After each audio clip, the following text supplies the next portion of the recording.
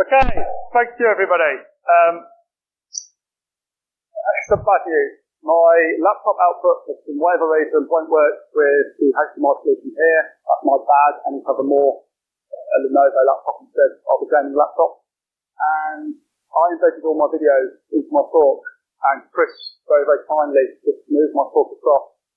None of my videos are working, so you're only going to get like 70% of my fork. But I'm going to keep going the way it should be, to be done live.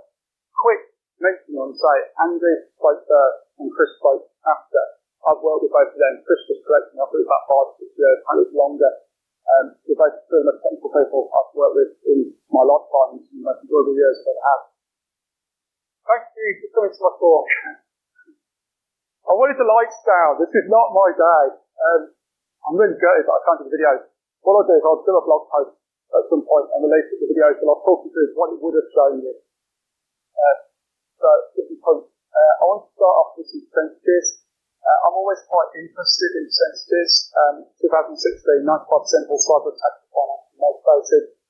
2023, 95% of all attacks are still financially motivated, so you know what they're after. 2022, stolen strengths led to nearly 50% of attacks. Now, I've always historically spoken about stealing credentials. I'll explain later, but this isn't just about stealing credentials. Now, Andy mentioned about labbing in his talk, so I won't go on too much on this when I'm running out of time. So what I'll do, I'm very, very passionate about building labs. I build active directory labs all the time. I don't automate most of the process because I like to read people doing it. I like to rebuild people who do it every single time I'm doing something with domain, or create convert a server to domain controller, or I spin up Exchange because I'm save it and I enjoy it. I find new problems, new tweaks, new changes, and it's just good to keep doing. People who don't do this labbing, especially if you work in testing or if you're at uni or if you want to get into security, I think it's really important. You can, for a little bit of 150 quid, get yourself a second-hand laptop like this, but with HDMI. And, for that, you can have a domain controller or a server running, converted to a domain controller, and you've got a Windows 10 running with it. It's about 2 machines, tested. If you can push a little bit further, second-hand price, about 250 to 300, you get something 32 GB of RAM. A bit of a beast, i7 processor. So you have 2 or 3 or 4, maybe 5 machine custom things running. That's the kind of spec that I work with generally. It'll stop people. I don't have Linux at home, I don't have servers, I have the laptop that the company who employs me at the time gives me, and that's what I use. People I've worked with are running at that, they know what I'm like. This is Andy portable. Yeah, actually, there's no Linux out there, he's had them all. These are what I use. These are free. Well, they're not free. I can't tell you that because it's illegal. You get 90 days or 180 day trials, and if you find a way of making it free, you're a criminal. No, basically what I do is when they run out, I ring you and I just push start. And as mentioned once, I learned this. Virtual server takes about 2 GB of RAM. I regularly find in environments. I like to be a task manager. I worked in IT for quite a long time before I became a tester. I like seeing what they're running. I like to see the utilisation. So often I find the primary domain controller is 2 GB of RAM. I think, what are you doing? It's like redlining at like 98%. In a production environment, I would give a DC probably 4 to 6 GB of RAM. When I find it, I put it as findings and information in my reports. It's not a security problem, but it's a functional problem. But in your environment, running on a laptop, 2 GB of RAM is absolutely fine for the domain controller. 8 GB of RAM for Windows 10 is quite a RAM pod these days. Now, as I just said, I don't automate things. You have problems seeing stuff, by the way, the resolution is great for that's not it. I do automate once the 2022 I use these days is built, I then will convert it to the domain controller, and I've automated all that process, and I've stuck it on my GitHub. Now, what this does is it will convert your server using PowerShell to a domain controller, and I've also then got a really, really broken, badly written PowerShell. It's not a one-liner. It goes into a long list of facts that you copy and paste in one go, and it will create you a realistic-looking domain with OUs, user groups, all that kind of jazz, broken ACLs, service accounts created so you can do ASF roasting and third roasting and things like that. You basically just make a really broken bad domain into lab all that home. So once I've built this stuff manually, I then sort of throw that off. Just like I've got a really nasty built domain with loads of really big passwords and stuff. It really replicates the sort of things I see all the time when I'm testing. So, I often get, why don't I use this, why don't I use that? When I go hunting, I'm really, really interested in finding sensitive data inside people's shares. My colleague who's there said to me something really smart, I can't remember what it was. Basically, he said, you keep doing it, keep finding things. He said it's done quite smarter than that. The reality is, when I do like an inside of press or something like that, and I'm allocated, let's say, 2 weeks, 3 weeks, 4 weeks, I will waste as much time as I possibly can walking these shares and looking for stuff. Now, I'm looking for anything that's sensitive to that business. So it's not just credentials, big financial stuff, HR stuff, disciplinary stuff, passports. I hate passports. When a company says to me, send me your passport, I need a copy of your passport, I'm thinking, I've done thousands of jobs, and every single one, I found all of your passports. I found all of your employee driving licenses. They're all stored on a share where absolutely any employee has access to. This is really, really critically sensitive data. People talk a lot about share prices of businesses, and exportation is mentioned in the people last talk. Andy mentioned exportation. We all know that exportation is very, very hard to stop. Internal employees could very, very slowly export data. They could press it all up, and whenever they chose to, they could leak it to the public world in an anonymous account, which would simulate the impression that that company has been compromised. Instantly overnight, that share price dropped. Now, if you're shorting against that company at the time, you've got to switch the firm off and off to start share manipulation. It's lethal. So I'm always really, really interested in what can I find on people's shares. Going back to the original question, why don't I use Snaffler? Now, Snaffler is an automated solution. Really, really like it. Really, really good. It will go off, it will enumerate all the machines on the domain, and it will enumerate all the shares, and then it looks for keywords in those shares, and prints out on the screen, things like password is found in this document, this is sensitive, this is potentially configuration information. Really, really noisy though. So when we're doing offensive testing, simulation, we can't obviously use a tool like that. It lights up like a Christmas tree, that we say. The one underneath, I'm really interested. Saranite? Someone shout it out for me. I really, really like that tool. I was told about that tool while I was developing my own tool. And while I was developing my own tool, I was doing this differently. And if you said, oh, try this tool, I looked at it. Oh, that's a swear. I don't mean it's there. I thought, that's better than the thing I've developed. It's really, really good.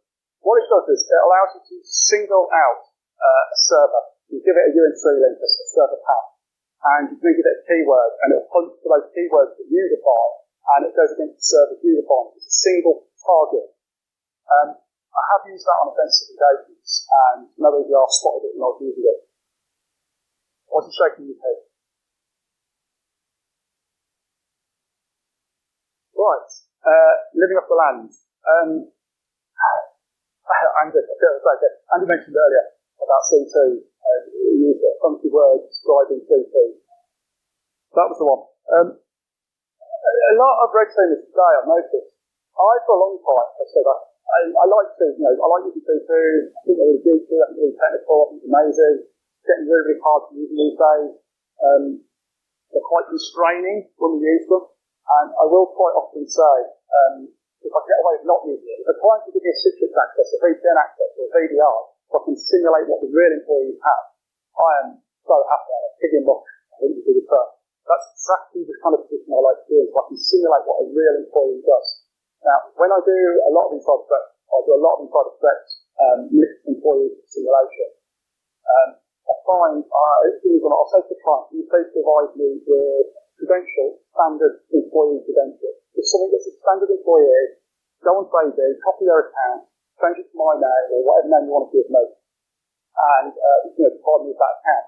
What I generally find is, when I first get access and I have a look at my privileges, I'm just a member of one group, it's mainly a group. It gets worse. When I look at the description, or when I look at the name, it'll say my actual physical name, but then it'll say the description, pen tester, red teamer, malicious insider, threat simulator, so every time it ticks off. But what I wanted to do was create the demos for everyone here of what I do on a job with the absolute minimum level of privileges to get away with, which is, a member of the main user group. So everything I'm about to show you here, apart from one demo, which none of my demos are going to work with, they're not working, but I will talk you through them. Everything I'm about to show you here you can do just being a member of the main user group. Okay, so the first thing I do when I jump on a machine is I don't want to start off with, fire up CMD, PowerShell. The reason being is because you don't want to alert or trigger any of the alerts on the machine with ADR. A lot of people say to me that running CMD and PowerShell is absolutely fine, not a problem. Most environments it is. I've come across places where it is starting to be ridiculous. I'm saying it's just something random to trigger the ADR. It doesn't depend on how they configure it. So, first thing I do, ignore the fact there's pipe there. If you were to run that in CMD, you would see the log file. You can just browse that as a standard domain user. Now what this is it's a log file used when your machine is connected to a domain. So from it, you can get the machine name, you can get the domain name, and you can also get the domain controller and UNC link. Now some people will be thinking, why is that interesting? Because when you're simulating inside a threat, unfortunately, you can't generally give you no information whatsoever. They'll give you a secret access with a user account, and that's it. Now, you can ask people questions, but a lot of who here is an active tester? Who's a pen tester, a red teamer? Quite frankly, you might have all experienced this. If you ask the client any questions, 9 times out of 10, they give you that kind of like, oh, that's cheating, I'm not going to tell you. I've been doing this a long time. I've got bored of asking people things. So I just jump on the machine, have a nose down myself. So you find out his main name, find out the DC. The other thing you've got here is this log file here is for Windows Defender on the machine. Now, from this, find out the version number, build number, when it's been updated, things like that. So looking at the machine, you can start to feel for a lot of information about their land, and essentially what EDR they're using just looking at log files. Now, at this point, I was about to show you a demo. GPP is very, very old, and makes it quite glad I can't go through this. I'll explain in a minute.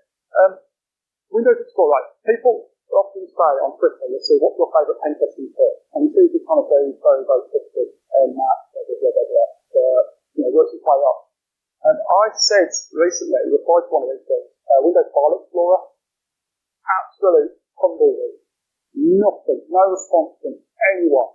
If you were to ask me my favourite tool for offensive simulation, I'd say Windows File Explorer, Notepad++, absolutely love it, and it's so often installed on people's machines. Office, Microsoft Office, I love Microsoft Office. It's the kind of typical tools that a standard user uses. I like to exploit those and use those. That's what I like to do.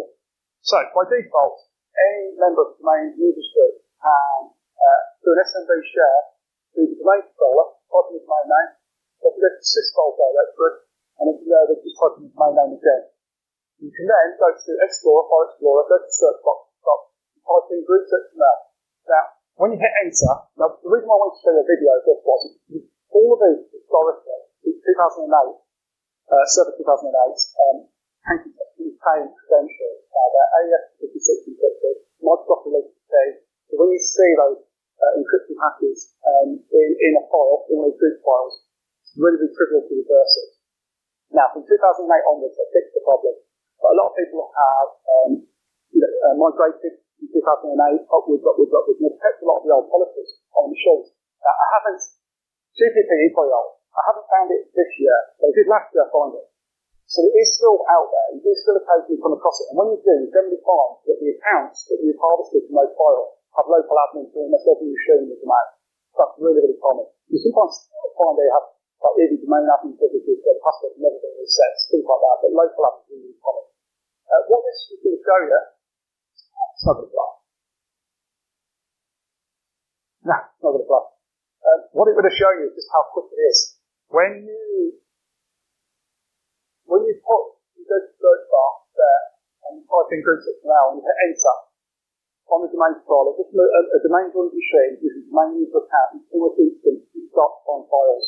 And what I do is when I first log onto the machine is I look at the log on the files, there's a log file that I explained, I then find the domain controller, I browse the domain controller, and then I do a hunt for groups.xml files, things like that, and just start to have a look.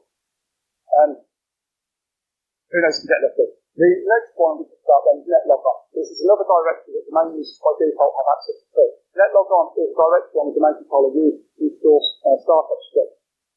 The startup scripts are used by the machines, you find location of printers, things like that. You do occasionally find passwords in startup scripts. It's uncommon these days on Firebase, but I still like to have a look. Now, if you go to the File Explorer again, and you type in content, and then you've got a keyword there, put any word in you like. What that does is it looks inside the document. So these are all the kind of strings I use on my job. So, in essence, you can start hunting for anything you like with any of the words. What you can also do is start playing it up. So, you can say, I'm looking for passwords, you've got the contents files, they're only from PHP files, or bat files, or in files. You can start really target your searches. Now, again, you say your video, I will release things like this afterwards. What this video would have shown you is, again, how rapid that is. It's almost instant. And then you put those in and it goes, you've got one, oh, there you go, it's playing. Hey!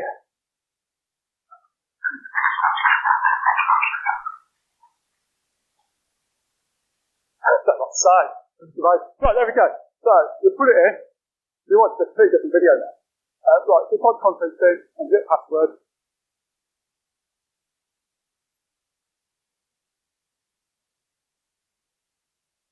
Hit enter. Hit enter. And there we go. And there we go, find a file. So it doesn't hard then, it speaks to inside. So you're not going to see it, anything you see here. You'll see it when you play back. Those are credentials there. Now these will not from myself. But these are examples of things that I've found in the world. And what I really want to show you with a lot of these videos is just how quick it really is to start finding. So, and there's another example. So, let me go to the next one. And there, it's where you see the root of the link up server. So there you go, that's one of the files. There, it's got the here reference to the password. Something that's worth noting. People don't put passwords in files like that. What they'll do is they'll put their domain name, / followed by the username, followed by a .. and then the password or something like that. So what you need to do is you need to sort of find one example out there on their share, and then you've got the pattern, and we'll get to that all later. Okay, so, and there was an example I was showing where we just looked at the fact file, and there goes to turn back. Content is matched with content, and it's just to turn back that file. Okay, you don't want to use automated tools at this point, well, I don't want to use automated tools at this point, but I want to look for shares. So what I do when I want to look for shares is, again, I go to File Explorer, I go to sysfile, or just go to my that point, and then bring up File Explorer, go to the search box, and pop that in. Just search for that. Literally 9 times out of 10, that will turn the files with reference to shares. So I'm starting to map out all of the shares internally. I get Bluetooth will say to me often at the end of the assessment, they'll ask for a timeline, give them a timeline. All the clever stuff that we do later on, executing code, the certificate services exploitation, it's phenomenal. I love it. I really, really love it. It's really, really deeply. All lights up like a Christmas tree on every EDR out there. Like, I'll turn over the logs and I'll go, yeah, I'll spotted that. And then it gets to the uncomfortable bit of that sharing information section. And I'll go, yeah, we're spotting none of that. How are we going to spot that? You can't spot that. You're doing legitimate traffic. You can use honey files. I did have a client get me relatively recently, quite smart, quite clever. I had a honey file, triggered it, a web bug went out, they licked up on their side, they can tell looking for shares.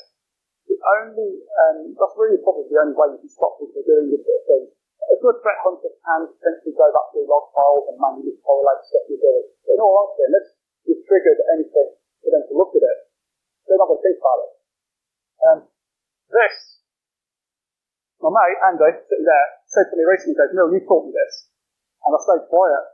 He's going to think I'm a right bastard. I swore. He taught me this. So, I took the glory. Right, this is very, very cool. I don't know if it's going to play. Please play. I'll play it.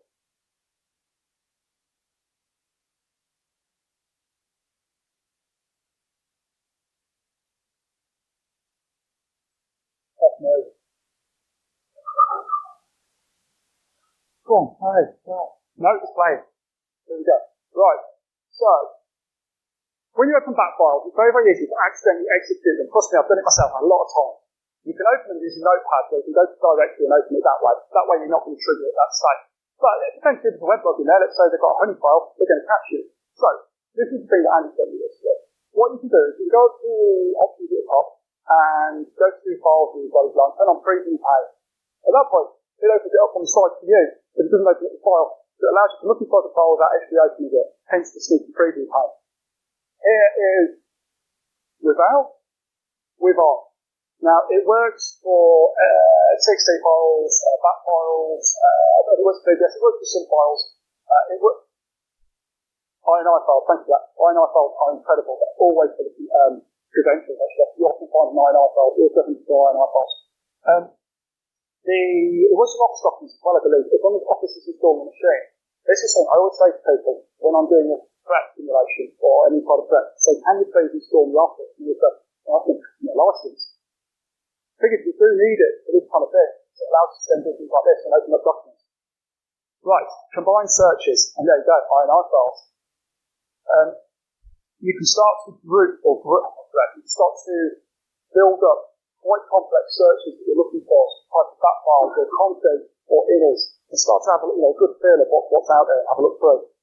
You can do groups to XML, you can do content, you can say, I want the file name, I want the contents of the file, I also want these file formats, and I also want to give you all the shares that are out there. And there you go, those results. So, at this point, that normally will take me 3 to 4 days on a test where I literally find everything. I've got it like 100 million that has stacked. And you've got absolutely access to terabytes of the most sensitive critical data you could ever find. And got all of the evidence ready for reports, all the data, all the computers. At that point, I might want to start introducing automated tooling. So, you have CMD. What I want to show you is to do all of this as well in a more automated fashion using CMD. I like that shot. I love connecting CMDs to a main shell. So it's cool. If you run directory /s xml ini.bat and then give it an output file, it'll give you that. So it's a list of all those files. You can use it to audit and get a list of all the files in the machine that match formats you want.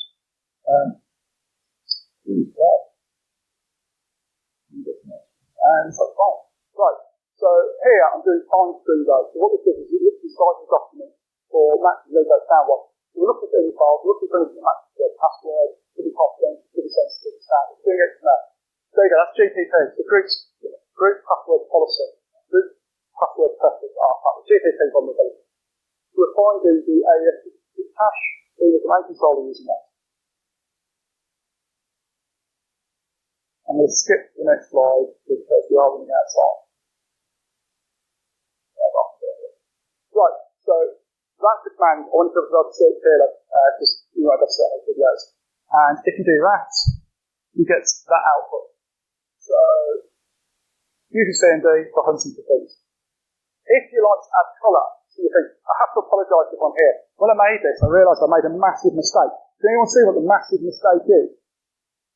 Throw it out there. Someone say it out loud. What's the mistake with the picture? It's insulting the way it's taken it. Well, that's close. It's not in green. If you're doing anything that's sort of, hacker related, it has to be green, right? If it's in red, it's just not hacker related. So anyway, you can add colour to searches, and it'll spit out what you're looking for. PowerShell, because if you're doing CMD, you might as well do it in PowerShell as well. And I've added nice beautiful colours here because I want you to go through the sections. What this is doing is looking at a share, looking for file formats, and looking for keywords. And when you do that, it'll spit that out. You log it across the shares, points it in shares. This I really like. I love regular expressions. You start to build up really, really complex search patterns. So what that does there is it gives you shares, and then you have the potential for community shares, file shares, any other kind of formats. Right, so this is combining shares, but also, I believe, I remember, no it's not, it's just doing shares. So there you go. That's the results of that. Now, this is the video that I really hope works. So at the start, when I discussed things like Snapchat and automated tools, the fact that you can't really use them on offensive testing, I kind of got interested. I wanted to know if I could do that.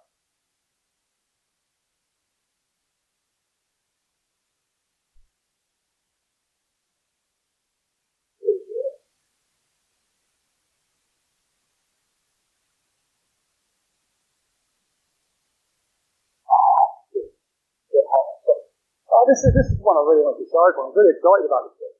Okay, so you go down to Customize Ribbon and you enable Developer.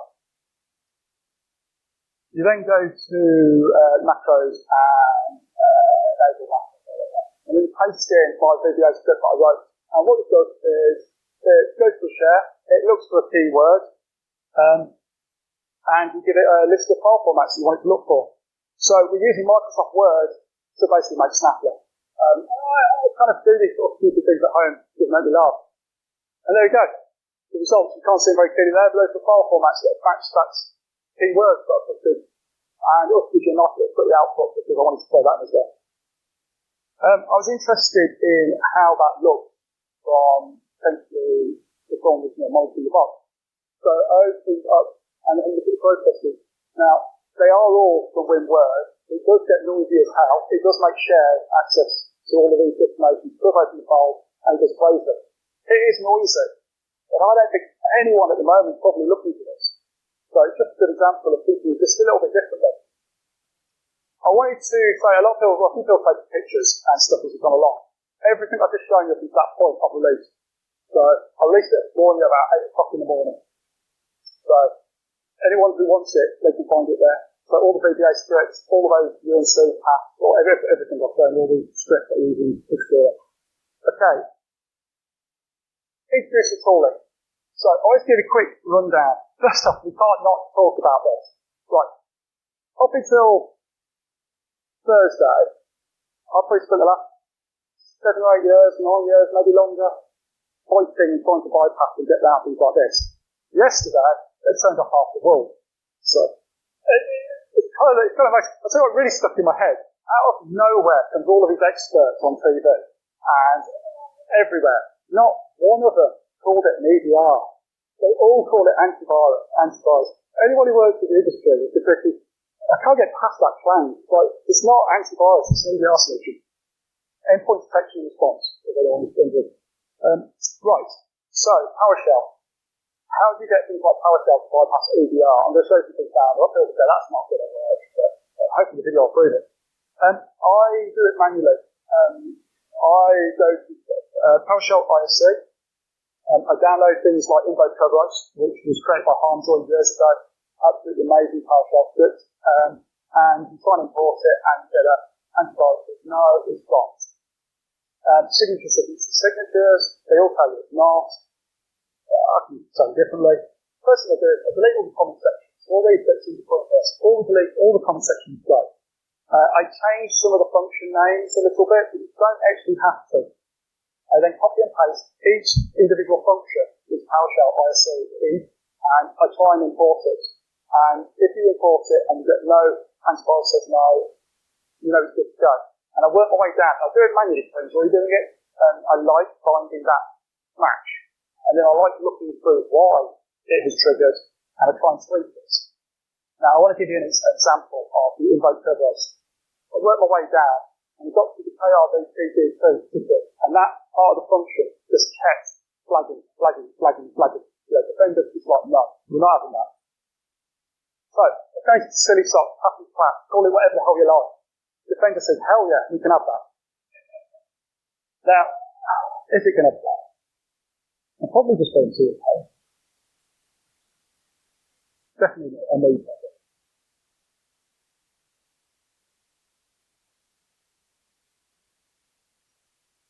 There we go. Right, so we're at there you go. Flag style. Not having it. Change that. I can't even see the resolution myself. Change that to anything you like. Really pop that way. And hit enter, and there goes imported. And then we go to execute it.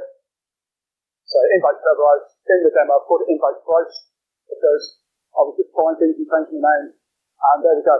So we've got all the SPN accounts, and we've got their correlating hashes to go with it from the domain controller. There's a standard command with it. So it shows you that when they say it's not signature, it often is. This one's going to really annoy some people. So LSAS. Andy explained earlier what LSAS is. The reason why you want all the Windows credentials stored there on the local host. The reason why you want to get it is to extract the NCLM hashes from it, extract the password from it back in the day. It's getting to the point where it's almost impossible. There's no point really going for it. Occasionally, towards the end of an assessment, I'll have to pop at it just because I'm old school and I want to. It always lights up like a Christmas tree. We always get blocked. We've tried every kind of technique out there. looked at tweaking everything we can. We just can't get it to work with it anymore. What I had on a job recently, and people are going to look at this and think, oh, that's right. Okay, this is the only demo I'm showing you where you have to be a member of the local admin or you have to have the main admin privileges. In essence, you have to have administrative access to the box.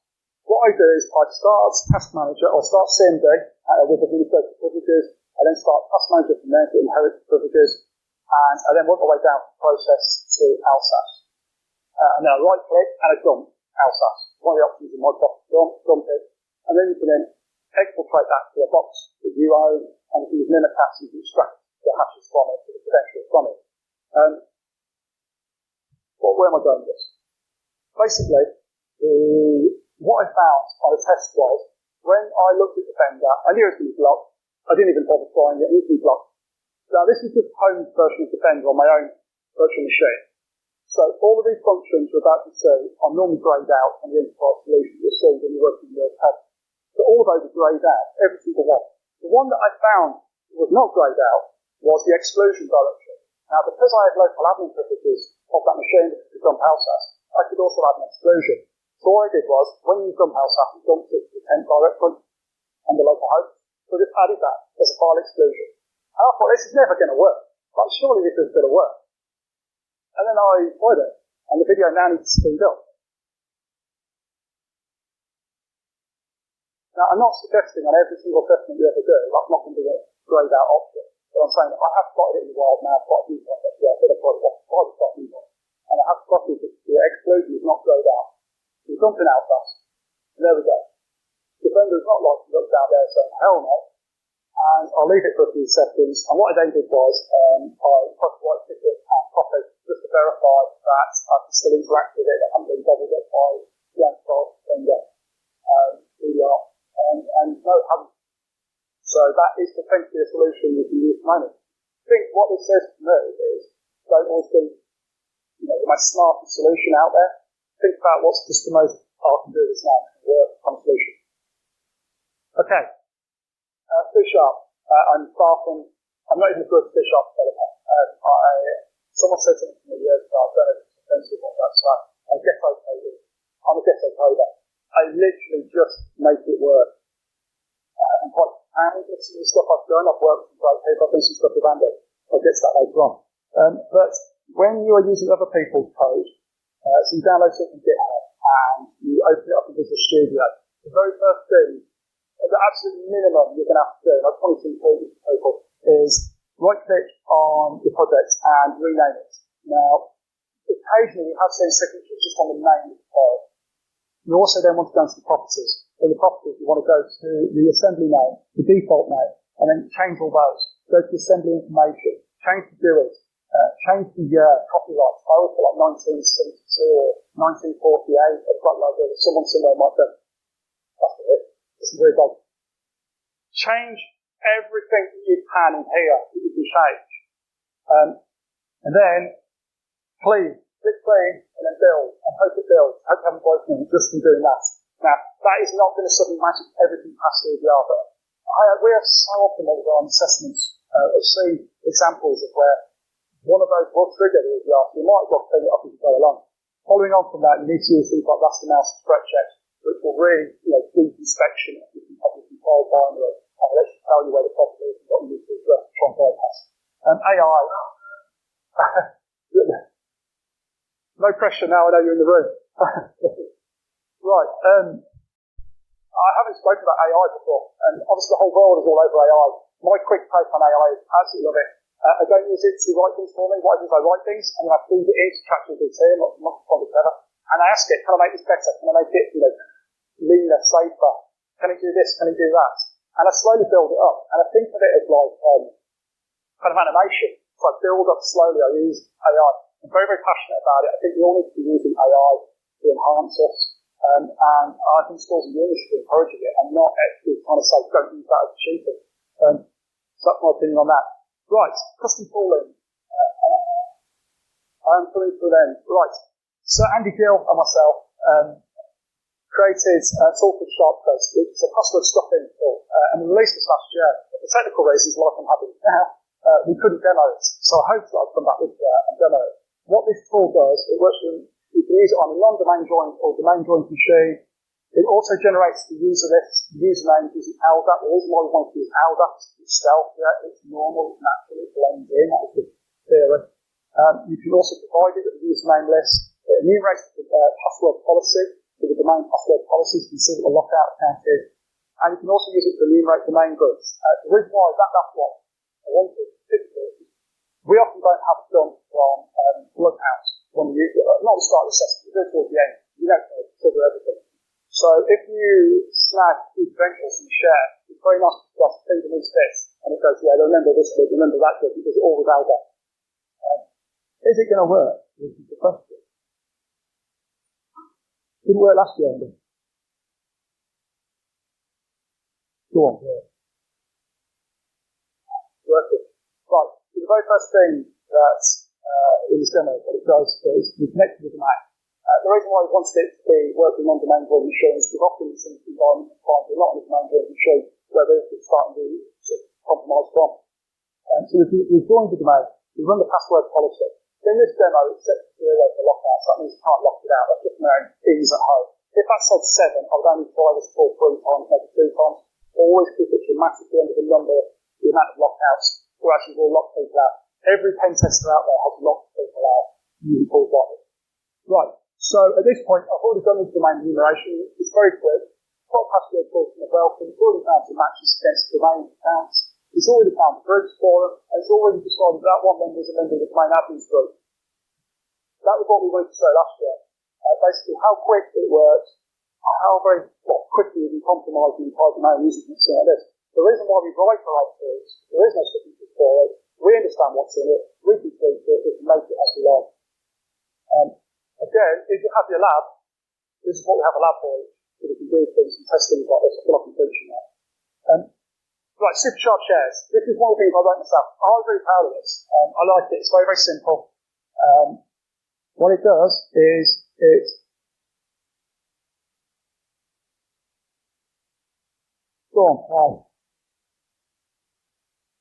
enumerates, you have to run it from a domain joined machine. It enumerates all the machines in the domain using LDAP, and then it looks at their shares, and it tells you whether you have read access or write access. Anywhere where you see you have write access for a $3 or an admin dollar, means you've got local admin privileges on that box. So it basically does 2 things in one go. It tells you where the shares are, tells you what privileges you have, and whether you've got local admin rights in there. So it works very, very rapidly. It multi-threads based on that CPU, got on the machine. There's lots of other forms which I can't stand off the top of my head, but I like it. Right, super sharp share scraper. This doesn't do anything particularly clever. What this does is it goes off to a defined share.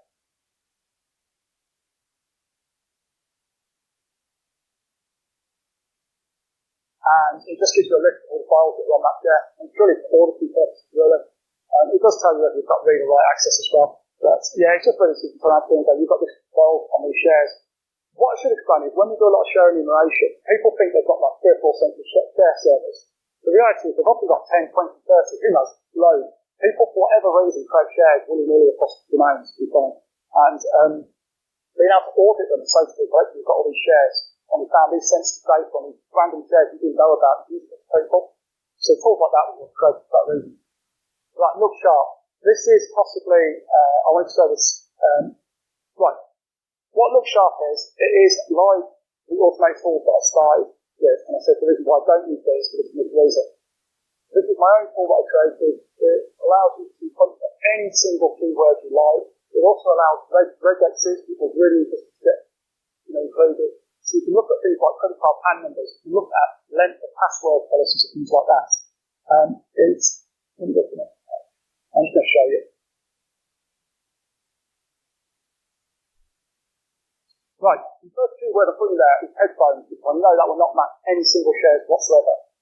The second word I'm going to put in is password. I know that will match some of the words in my shares.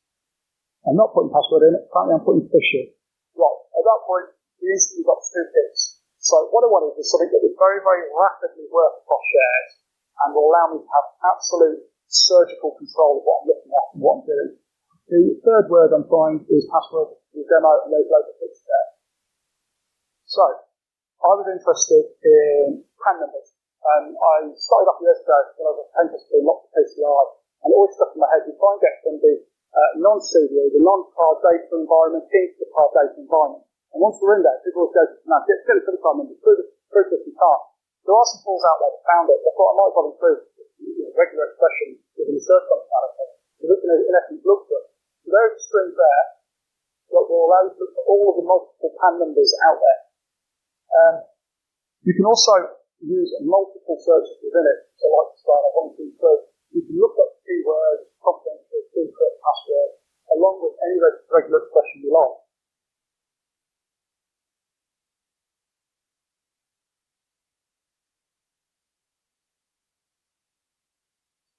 Right, here's what I want to show here again is the first thing I'll do here in the video is look at the PAN numbers. You can see there are regular expressions, properties, and PAN numbers, and then under that you can show the keyword password. So if we look at that, you can't see it very well here, but we've got two formats here. Credit card numbers. You've got it without hyphens and with hyphens, depending on the vendor, but it's all the property all the major ones supported. And then here I'm looking at the password.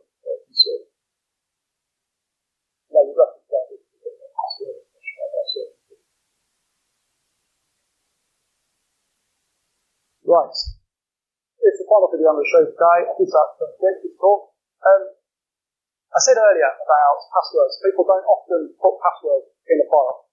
What they will do is they'll put formats. So let's say that you know that their password policy is, let's say 16 characters long. The regular expression here, which includes special characters, uppercase, lowercase, but also 15, which actually means 16 characters long. What this will do is it will look for 15 characters within files. I won't have that kind of level of granular sort of search.